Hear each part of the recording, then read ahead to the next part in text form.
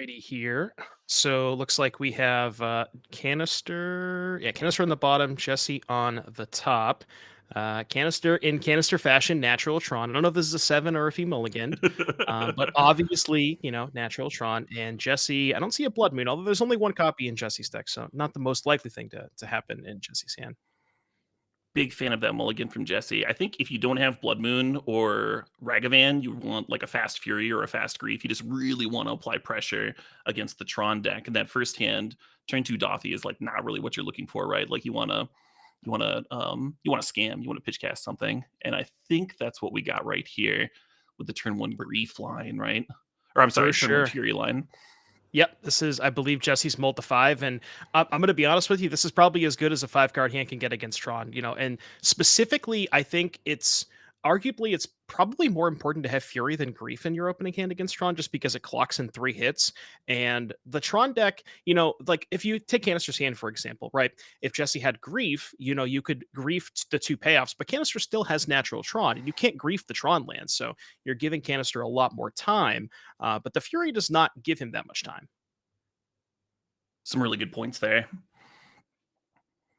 When I first glanced at Canister's hand, I was like, "Oh, there's no green source. This looks bad." And then you're like, "Oh, a natural Tron." I was like, "Oh, right, yeah, that's the thing they can do every time, of course." Yeah, and Canister playing 4 copies of Karn Liberated, has 2 in the hand, so that's gonna, be a turn 3 play. Jesse going into the tank here. I guess we're thinking about what to pitch. I guess you'd probably just pitch Terminate. There's not a ton of targets in Canister's deck for that one.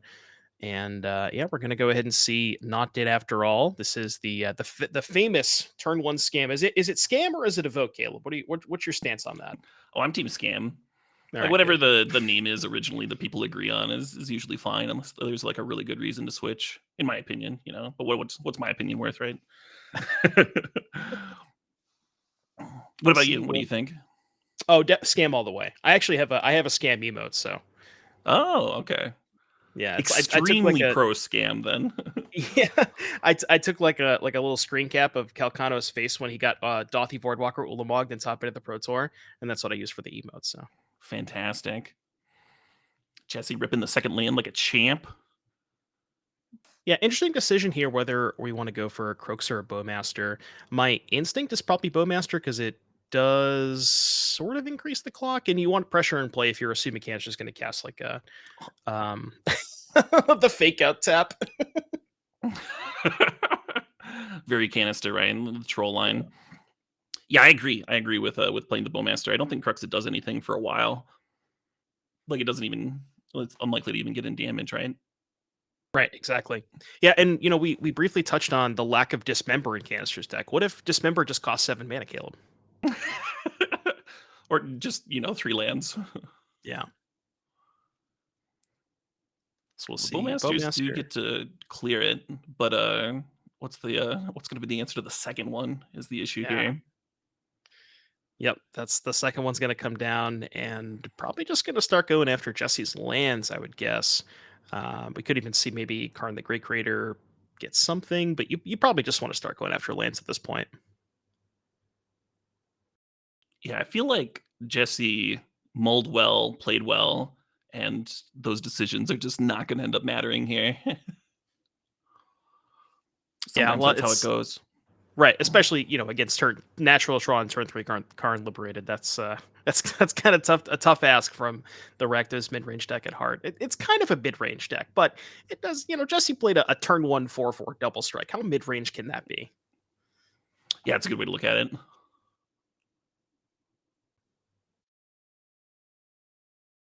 So it looks like we're gonna go Karn the Great Creator for Worm Coil, I would assume. Matches the mana for sure. Yep. Is that a Worm Coil? I can't even tell. Yeah, you said it was 2 of the same Karn, and I was like, oh, it's the Mark Teeden Karn. Right, right, right. Who knows with canisters? Canister loves to play the like different versions of cards, so he could just have 4 different card liberated swim. I don't even know like the alt arts and stuff. And Jesse's gonna go ahead and pack it up. Take a look at sideboards here. Jesse's gonna Definitely going to reach for that second copy of Blood Moon. Is there really anything else though? So we have explosives, no good. Chalice, no good. Needle's good. Needle can name, one of the Karns. And then I'm wondering if you want to go something go towards something like Shieldred just for an additional pressure, but it is a 4 drop, so it's probably a little bit too slow.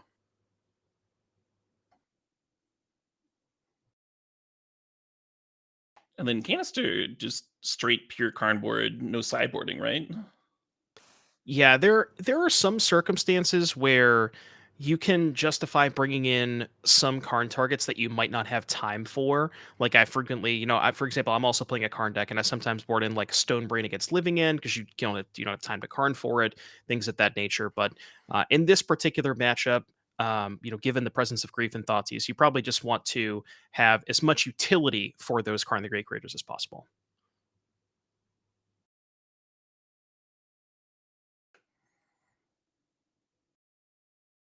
The game one was so See. fast. It really was, yeah. And like you said, Jesse kind of just basically everything she could have asked for, which is turn one Fury. That's kind of how you win this matchup, with the exception of turn three Blood Moon. You want to have one of those two starts, but yeah, that was kind of her ideal start. I think that game is definitely a lot different if Jesse's in the play.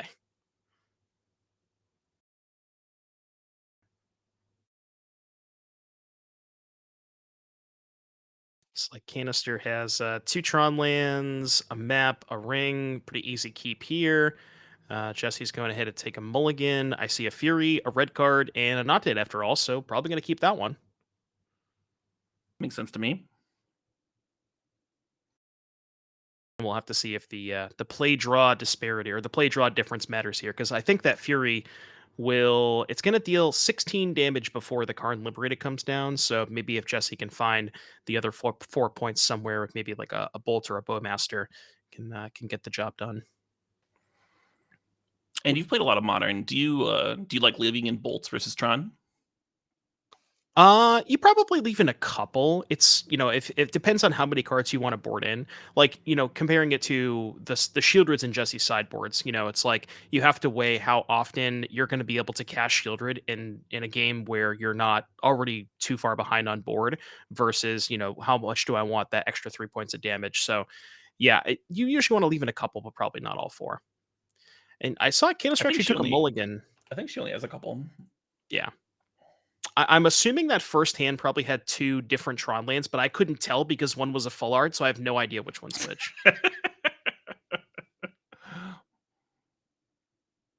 Looks like Canister is settled on 6, which is one Tron land in a map. And Jesse's going to go ahead and say, here's my Hogak. Hogak, pretty good card, Caleb. Oh yeah. At least this one takes 3 cards and isn't free. That's true. That is true. It does dismantle your entire hand. So let's think about how this one's going to play out. So Canister's going to play a map. Jesse's going to crack in for 8. Canister likely has to draw the missing Tron piece because then you're going to take another 8, and then I guess your plan is Slam Ring, but that's a Blood Moon. That's a pretty good draw step. We might have a really, really fast match on our hands. Yeah, this is I think traditionally, like for example, going into the Pro Tour, I think the general consensus was that Scam was favored in this matchup because they were playing a whole bunch of Blood Moons. But if you look at kind of the evolution of Tron, which is kind of surprising, a deck as old that's basically been around since modern's inception has had so much change over even just like the past couple of months where they added the main deck talismans to make them better against Blood Moon, the main deck dismembers. And I think that the Handshake Tron deck actually, you could even argue, had a not maybe not good, but a good enough Tron matchup. This is an exciting explorer. Tried to mize It's the extra land hit and whiffed. Oh no. I dig it yeah, though. I dig the yeah. ambition. I kind of like that because I think Canister realizes he's just way too far behind to like crack map, play land, Sylvan Scrying for the fourth Tron. You're just going to be dead by the time you do that. Exactly. But if So you you run a just got to runner swing. lands, then you get to play Yep. you get to chain one rings together and you like have a chance of winning the game. It's also hilarious that Blood Moon shuts off the green mana. Not that it matters this game, but drew the end. We found green mana. To game 3 we go. Yep. This is it almost feels like this is a very two ships passing in the night kind of matchup, which, typically that's kind of how Tron versus almost anything goes, but we're definitely seeing that on display here, Caleb. Which of these decks would you be more likely to register for a tournament? It's like picking between the lesser of two evils. I guess if you forced me to register one, I would probably say Tron, but I like big mana. I like I got a couple of coffers, but I like that version of Tron more. It's like Big mana is soph- satisfying. sophisticated Tron is the way that I put it. Yeah. Like some mono blue Tron. Oh no no no no no! No, we don't talk about that, please no. I thought about it. I think Remand is actually good. Everybody playing like 4 mana cards. Like everyone's Yeah, curves have changed in Modern. my deck's got like 10 4-mana cards. I got I I got a know. lot of those. All right, we see a keep from Kanister. Now, no, those are not full art. I can tell that's two Urza's Mines, and Jesse's hand is quite good. We got a Grief, a black card, and a Not Dead After All. Question is, do you go? You definitely. Which card do you pitch? Probably pitch the. We're going for Needle. Interesting. Yeah. I think I dig it. Yeah, I think the thought process is that if Kanister's hand has second Tron land and you grief, then you're not going to keep him off Tron anyways. So it kind of makes sense to name the map and just like wait a turn on the pressure. So I can get behind it for sure.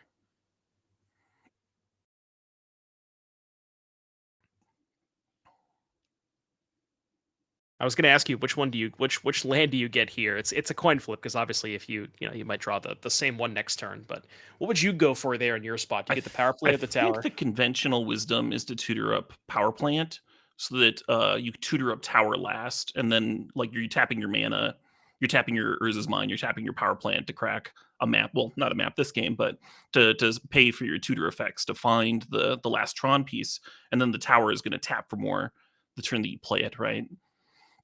Yeah. Did that make sense? I feel like I No, it does. gave It a very does. garbled explanation of a very logical. No, it does make sense. Yeah, you want the tower last. I was just thinking about flipping coins. I kind of weirdly hope Canister draws the power plan here, just so we can get a good laugh out of it. We see Jesse go ahead and Thoughtseize Karn the Great Creator, and I would imagine we're gonna see a grief here. We're definitely thinking about something.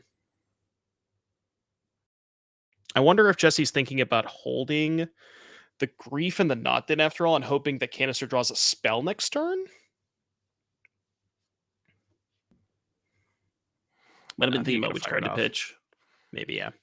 I think between Bowmasters and Cruxa is like a much closer decision this game than in game 1 because we have 3 lands instead of just 2, and then there's a bunch of lands in Canister's hand, so it's going to get in some immediate damage. There's already some cards in her graveyard, Right. that sort Yeah, of for thing. sure. Yeah, definitely. The Croxa definitely could come up this game. So Canister we did find the Tron land. So we're just looking for a payoff. And I guess the question we will find out here is whether or not Jesse will be able to close out the game before Canister draws one of the 8 cards. I guess 6 left in the deck because 2 got thought seized. Oh, Stone's not bad here either. Yeah, Ostone would definitely work. A scrying, which I guess we already have the blast zone in hand. Ooh, I forgot about Giganta. There we go. We found a threat. Does Giganta race grief? Yeah, not Probably not super with the well. probably not with the Bowmaster 2 creating 2 chump blockers.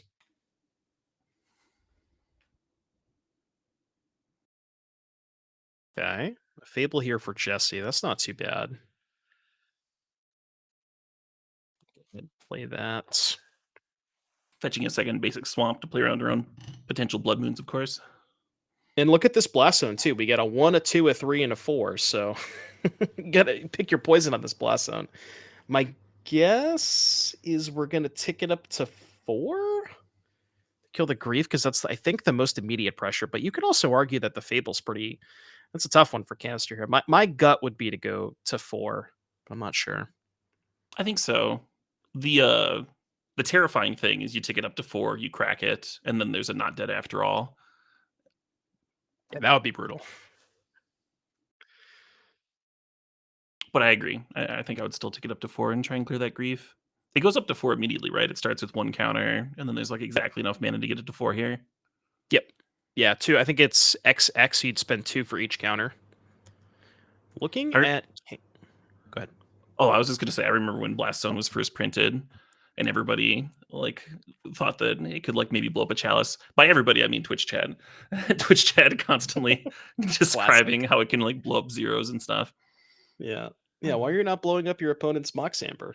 That's not what the card does. Although, I will say, if there's a Blood Moon in play, then you play the Blast Zone, and then you blow up the Blood Moon. Now we're cooking. The Now we're Dark cooking. Depths combo, but with a little bit less of a payoff. Just a little bit less. So we can tutor up a Boseiju here. That is the other one of land that Kanister has access to potentially go after this Fable. But we only have 1 green source, so we don't really have the time to do that. I'm wondering, do we have enough mana to... I guess we can go scrying for Boseiju and then put 3 counters on Blossom. I think that's what Kanister's doing here. Because we got 2 floating. Yeah. It's like Kanister agrees. So that's going to be able to take out the Grief next turn. Have to see what Jesse can find off of the Fable. Nice. And we have Blood Moon covered. Yep. Okay, there's that not dead after all. So yeah, that's going to be tough if Kanister goes for popping the Blast Zone. We're just going to go ahead and pop that. I assume Jesse keeps this in hand because the Blast Zone is face up. Yeah, Voidwalker's pretty good too. Woodwalker's excellent, yeah. It's a little bit more pressure. So we're going to go take 4 down to 7. And then if Kanister pops the Blast Zone, we're going to Hey, more trigger... than 4, right? Oh, yeah, we're just shoving with everything. Yeah, you block the 2/2, take 6, go to 5, and then you just have... I guess it's... No, it is lethal, yeah, because the 1 damage from the roll token. Lethal after the Blast Zone gets popped, I should say. Can we besiege you, the Wicked, to not... Oh, no, but it'll just trigger if it dies from I think it too. triggers, Right. Yeah. Could do that, though.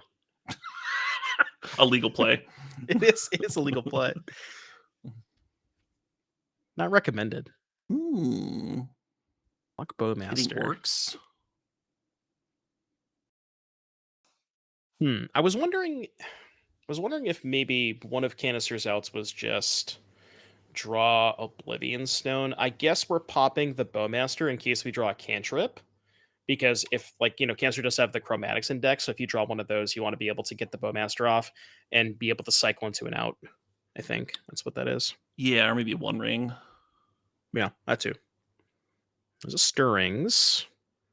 No whammies, no whammies. Big money. See a power plant. He's slow rolling us. Probably not grabbing a power plant. I think he showed 3 lands. They're all lands, though. So that's a lot of lands. But his whole hand is lands. That's I not don't what think he wanted needs to see. more. He should have found different cards with the Ancient Stirrings. Oh wait, ho. Oh, That's not bad. that's actually perfect too, because that gets around the not dead after all. Hold up, okay. So now you exile the Grief and the Dothy. Wow, that was kind of that was perfect. That's what we Absolutely call the perfect. nuts. You do still get chunked off of the aura, so now we're at 3, but we have 2 blockers. 2 blockers in bolt range. Yeah, Jesse's. Did you notice her in sideboarding? I don't know how many she kept in. I couldn't quite take a look. I didn't quite see either. I think there was not a lot of sideboarding going on. I think it was like minus terminate for Blood Moon stuff.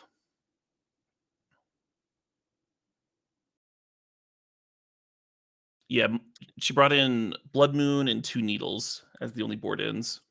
Got it. Now we got to get a library count. How many Ulamog hits can we tank? Because it's weird. Like if Kanister bricks and you can't really attack with the Ulamog, because then you're just dead on board, right? Block a 2/2, take 3. So and the Blast Zone's on 4, so that can't pop the Fable. Kind of a tricky spot. To see what Kanister can find.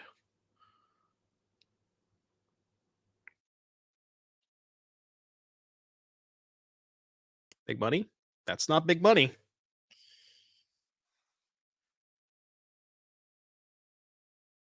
So yeah, Kanister just can't even attack this turn. Kind of wild. Well, actually, the Boseiju means you can, right? Yeah, you attack with the Ulamog, Boseiju, Fable, block 2/2, go to 2. Okay, you can't attack this turn. Forgot about the Boseiju. It would put yourself dead to Ragavan, but that's probably worth. Yeah. Yeah, I can't quite see how many How cards are how in does Jesse's library. Not Dead After All works pretty well if with Besiju Oh yeah, that's a good point. on the saga here.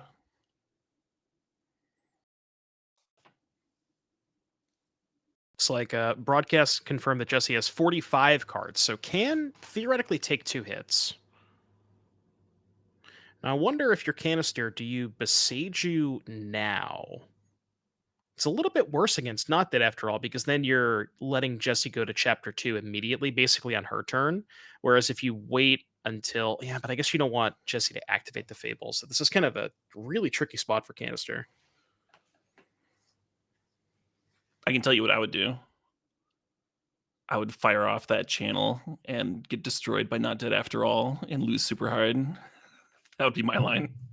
Yeah, it's weird. You know, like we have full information on what Jesse has in hand, and it's like, I guess you have to weigh what's like how bad is it if Jesse gets to copy, a shaman token versus the potential of her having a Not Dead After All.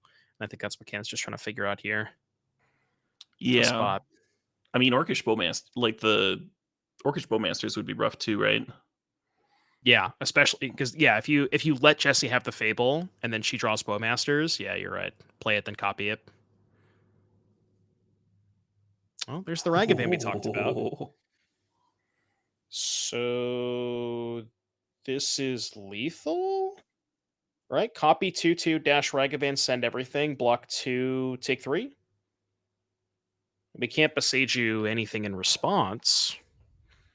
Yeah.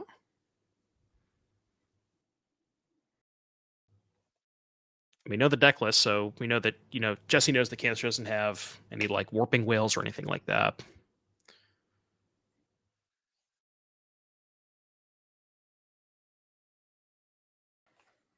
It's like Jesse's gonna go ahead and take this one down. Wow. Intense game. Yeah. Crazy The match. Ulamog hit, the Ulamog slow roll hit, making it look very close for a bit in there. Yeah.